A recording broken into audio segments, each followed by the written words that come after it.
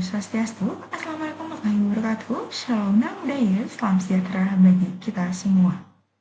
Sebelumnya, izinkan saya untuk memaparkan tugas CBL2, Manajemen dan juga Kesehatan Babi, yang dimana pada kali ini saya mengambil judul, yaitu Optimalisasi Pakan Babi, Biji Efisiensi dan juga Mutu Produksi. Baik, sebelum memaparkan tugas CBL2, izinkan saya untuk mengenalkan diri terlebih dahulu.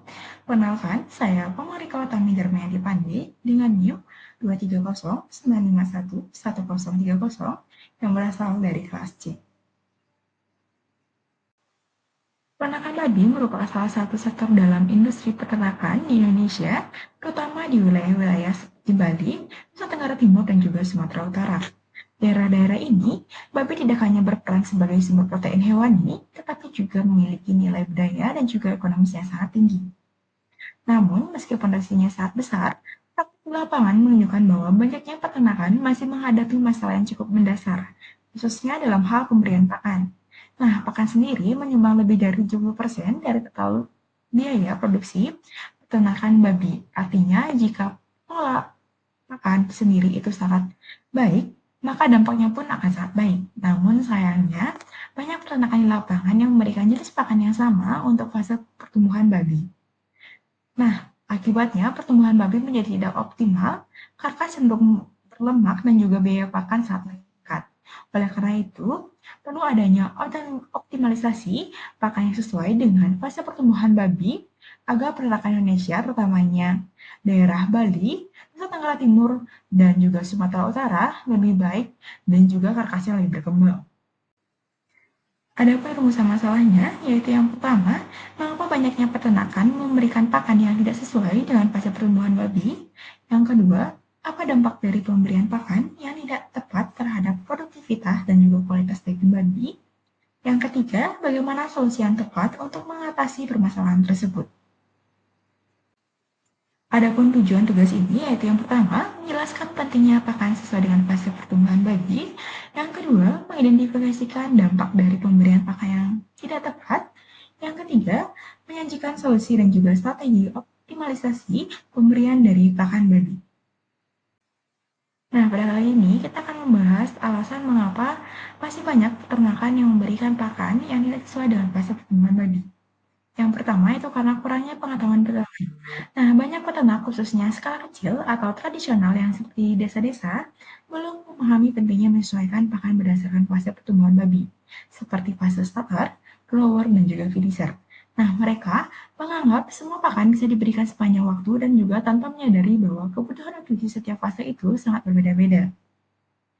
Yang kedua yaitu adalah efisiensi biaya. Nah, untuk menghemat pengeluaran, peternak sering menggunakan satu jenis pakan yang sama untuk semua babi.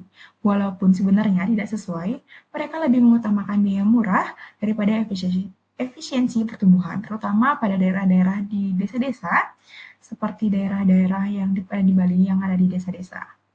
Yang ketiga yaitu karena adanya keterbatasan akses terhadap pakan yang tepat. Nah, terutama di daerah terpencil, pilihan bahan baku atau pakan jadi yang sesuai kandang tidak tersedia, sehingga peternak terpaksa memakai pakan seadanya saja. Dan yang terakhir itu adalah karena minimnya bimbingan dan juga teknis sebelum adanya SOP atau standar operasional yang sangat jelas. Nah, peternak sering berjalannya berdasarkan kebiasaan lama tanpa adanya evaluasi dan juga pendampingan dari penyuluhan ataupun pihak berwenang seperti dinas. Selanjutnya, kita akan membahas dampak dari pemberian pakan yang tidak sesuai dengan fase pertumbuhan babi terhadap produktivitas peternakan. Yang pertama yaitu pertumbuhan babi menjadi lambat.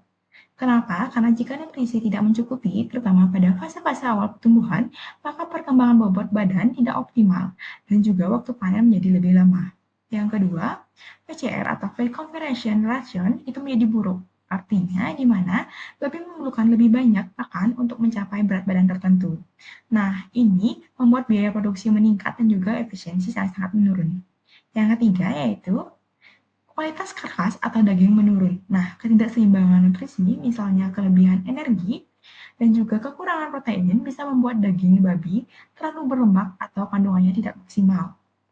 Yang keempat, itu karena resiko penyakit meningkat.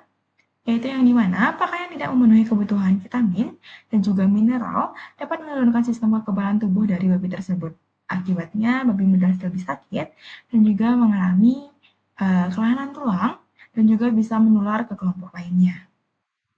Dan yang terakhir, yaitu adalah panen menjadi tidak seragam. Kenapa? Karena pertumbuhan antara babi itu tidak merata, sehingga manajemen pemeliharaan dan juga manajemen uh, pemanenan itu menjadi lebih sangat sulit dan juga bahkan mempengaruhi harga jual. Nah, untuk mengatasi permasalahan pakan yang tidak sesuai, solusi pertama yang penting adalah edukasi dan juga panduan praktis. Yang dimana meliputi yang pertama yaitu pelatihan nutrisi berbasis fase, yang dimana peternak itu perlu diberikan pemahaman tentang kebutuhan nutrisi babi dari fase starter, grower, hingga finisher. Yang kedua yaitu panduan pakan lokal sederhana. Nah, kita bisa membuat panduan formulasi pakan berbasis lokal yang mudah didapat dan juga terjangkau. Misalnya menggunakan dedak, lalu jagung mungkil kelapa, ataupun limbah pertanian lainnya.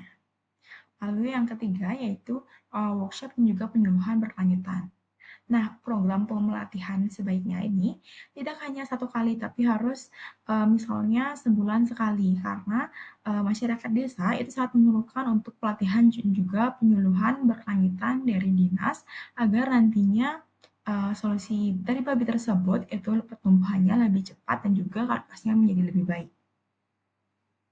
Baik, solusi yang kedua yaitu formulasi pakan sesuai dengan fase, yaitu yang starter yaitu dari 0 hingga 10 minggu, dari grower yaitu 11 sampai 16 minggu, starter dari 17 minggu hingga masa panen. Yang di atas merupakan tabel yaitu kebutuhan nutrisi pakan dari terhadap babi tersebut. Baik, solusi berikutnya adalah penerapan manajemen pakan dan kandang yang lebih tertata. Nah, ini penting untuk memastikan bahwa pakan yang sudah diformulasikan sesuai dengan benar-benar diberikan kepada babi yang tepat. Nah, yang pertama yaitu pembagian kandang berdasarkan umur. Nah, babi itu sebaiknya dipisahkan berdasarkan fase tumbuhannya, yaitu ada starter, grower, dan juga finisher. Karena dapat memberikan pakan yang sesuai dengan kebutuhan, sesuai dengan kelompok, tanpa tercampur sehingga nutrisinya juga lebih efektif. Yang kedua yaitu monitoring pertumbuhan dan juga konsumsi pakan. Nah, setiap minggu atau 2 minggu sekali, bobot badan babi itu bisa ditimbang secara sampling. Ini bertujuan untuk meningkatkan apakah pertumbuhan dari target atau tidak, dan juga kita juga mencatat beberapa banyak pakan yang dikonsumsi, apakah sudah efisiensi atau tidak. Dan yang terakhir yaitu evaluasi performa secara berkala, yaitu bisa dilakukan setiap bulan dengan membandingkan pertambahan berat badan, konsumsi pakan, dan juga kondisi kesehatan ternak. Nah, jika menyamping berarti kita lebih rugi, sehingga kita bisa menyesuaikan apa hal yang bisa dilakukan dengan baik. Nah, dengan manajemen yang terstruktur seperti ini, usaha peternakan babi itu mungkin lebih efisiensi dan juga terstruktur dan juga lebih menguntungkan dan bisa membuat karkas babi tidak hanya berlemak tapi juga berdaging dan menjadi peternakan yang lebih baik lagi. Baik, solusi terakhir yaitu peran pemerintah dan juga swasta yang meliputi subsidi bahan pakan atau standar lokal di mana itu sangat berperan penting pada peternak-peternak yang kecil karena dapat subsidi dari pemerintah. Yang kedua yaitu pendampingan teknis dan juga pelatihan dari dinas, dan yang ketiga yaitu akses terhadap lembaga riset dan juga universitas itu juga sangat penting karena dapat mengembangkan peternakan dari desa-desa tersebut. Baik, kesimpulannya adalah pemberian pakan yang tidak sesuai dengan fase pertumbuhan babi merupakan masalah umum dalam peternakan yang berdampak besar terhadap produktivitas dari daging kualitas daging tersebut. Hal ini biasanya disebabkan oleh kurangnya pengetahuan, keterbatasan pakan, dan juga upaya efisiensi biaya oleh peternak. Akibatnya, pertumbuhan babi tidak menjadi optimal dan juga efisiensi pakan menurun dan juga kualitas karkas sangat terganggu. Nah, untuk mengatasinya perlu dilakukan juga dengan edukasi ternak, formulasi pakan yang sesuai dengan fase, serta dukungan teknis dan juga kebijakan pemerintah dengan manajemen pakan yang tepat, efisiensi produksi, dan juga mutu dari daging babi dengan tingkatan yang sangat signifikan.